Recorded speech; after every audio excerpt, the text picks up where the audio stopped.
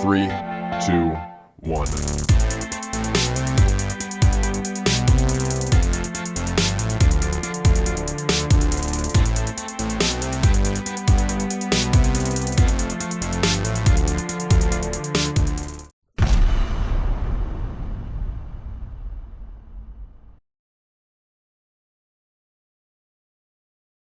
What's up, my Net Soldiers? I am the Net Alliance, and today we have the question, what if Jango Fett survived in Star Wars Episode 2, Attack of the Clones? So let's jump right into the scenario. So just like in the movies, the Jedi are surrounded by tons of battle droids, and although they're holding up pretty well, they are starting to dwindle in numbers. Mace Windu and Jango Fett begin to fight. Mace is like, yo, I can't believe you burned my favorite robe, bruh. Not cool, homie. So he charges Jango. But instead of Mace decapitating Fett, Jango ducks under his saber and lands a kick to Mace Windu's abdomen, temporarily stunning the Master Jedi. Jango then uses his jetpack to fly backwards away from Mace, gaining distance from the Jedi. Windu charges again, deflecting a few more of Jango's blasts. He manages to get close enough to swing his saber, cutting Jango's right hand clean off, sending the bounty hunter's dismembered hand and the blaster flying a few feet away. Windu then slashes Jango across the chest, deep enough to penetrate Jango's armor and burn his skin. Mace then delivers a powerful force-infused kick right to the damaged area right on Jango's chest, causing the bounty hunter to fly back against the arena wall, breaking his back. At this point, Fett could only watch helplessly as Windu came closer and closer, until Windu stood at Jango's feet. Fett was completely beaten. There was nothing he could do,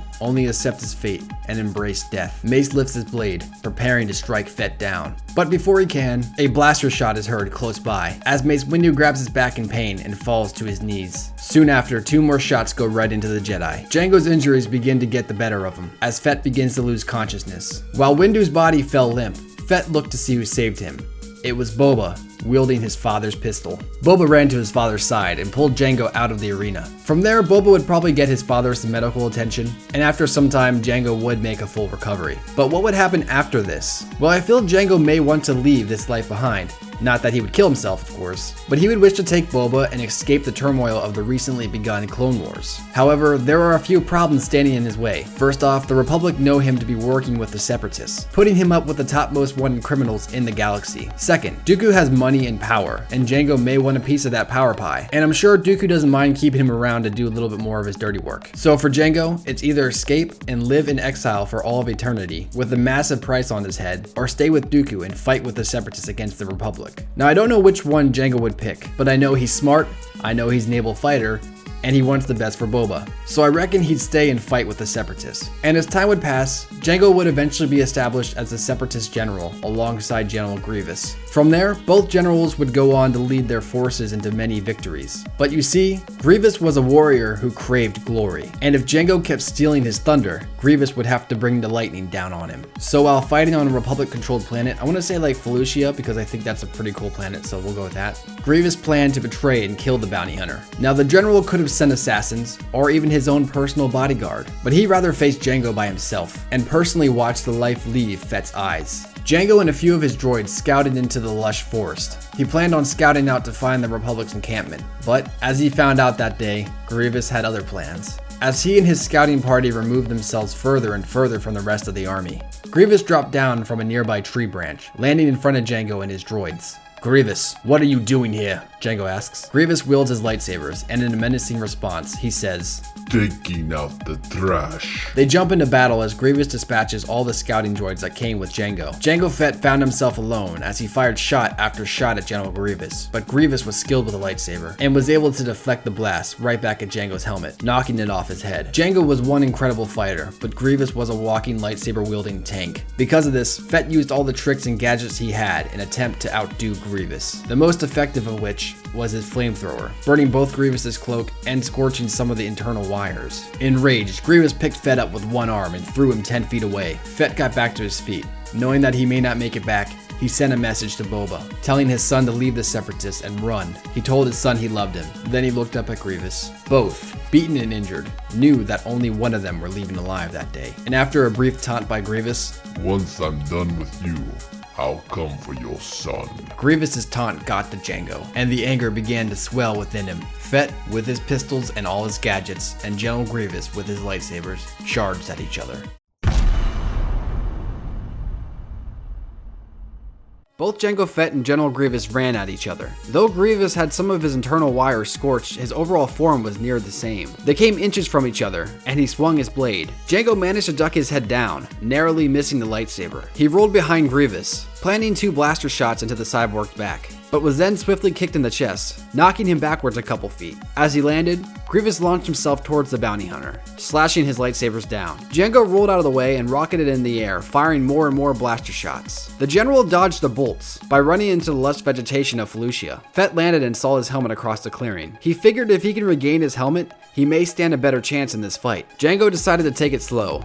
He kept his eyes peeled and his ears sharp, waiting for any sign of Grievous. Fett had fought in many battles and had killed many foes, but he had never faced an enemy such as General Grievous. Though his body was made of metal, he moved fast and steady like a Nexu. He came even closer to his helmet. It sat only a few yards away. Suddenly, he heard a branch snap behind him. Fett turned quickly as he was slashed upon the chest by General Grievous' lightsaber. His Mandalorian armor had an extremely high melting point, so it is believed to be lightsaber proof. To a point, it could withstand a lighter hit from a lightsaber, but if it was a strong enough blow, it may manage to slash right through it. Thankfully, Jango's armor managed to stop the strike from being fatal. However, the lightsaber did not cut through him. It hit him like a bat, knocking the wind out of him and sending him back a few feet. Jango gasped for air as Grievous skulked over him, leveling his blade with Fett's neck. You were never cut out to be a general, bounty hunter.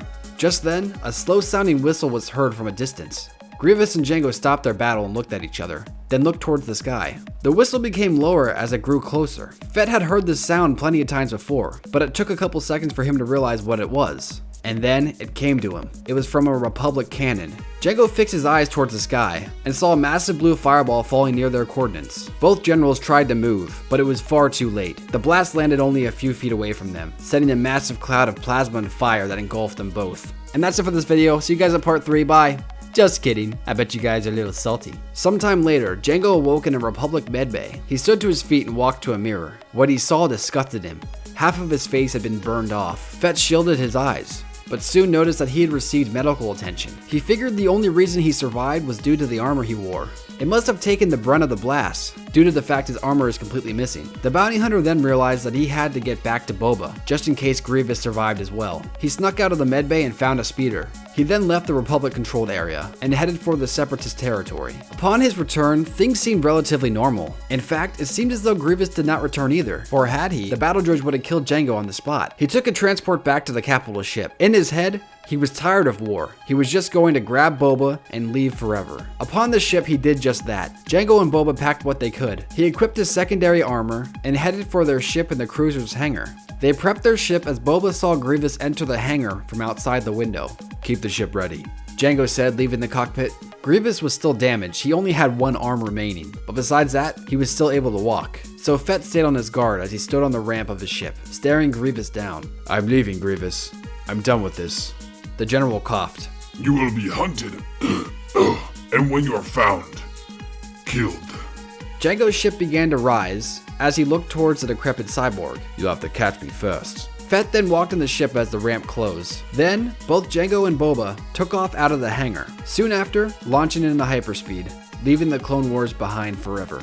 Now you may be thinking, oh, that's the end, I can get out of here now, but wait, because not only was this video the very first part 2 I ever did, but I also decided to give you an alternate ending, for those of you who like more death and destruction. So, here we go. Jango and Boba took off out of the hangar. Jango thought it was weird that Grievous didn't try to stop him, but the general was still pretty beaten up, so that could explain why. But Grievous wasn't one to not get the last laugh. It was then Jango heard a strange beeping noise. He followed the sound to the next room. The noise was coming from an unknown crate. Fett didn't recognize the crate, but he noticed it had a separatist insignia upon it. In Jango's head, it all made sense now. Why Grievous didn't stop him and why it was so easy to grab Boba and escape. Because Grievous planted a bomb on the ship. Jango turned towards the cockpit and yelled, "Boba!" Just then, the bomb went off, exploding the entire ship, killing both Jango and Boba. Grievous watched the explosion from his cruiser's hangar. He turned away laughing. Stupid bounty hunter. So this is the end of this theory. There you go, you got 2 alternate endings to pick from. We have the nice Star Wars ending and then we also have the Game of Thrones ending. But of course, this is just my opinion. Let me know what you think would happen in the comments below. Please remember to like and subscribe for more videos, and until next time guys, I'll see you tomorrow. Peace.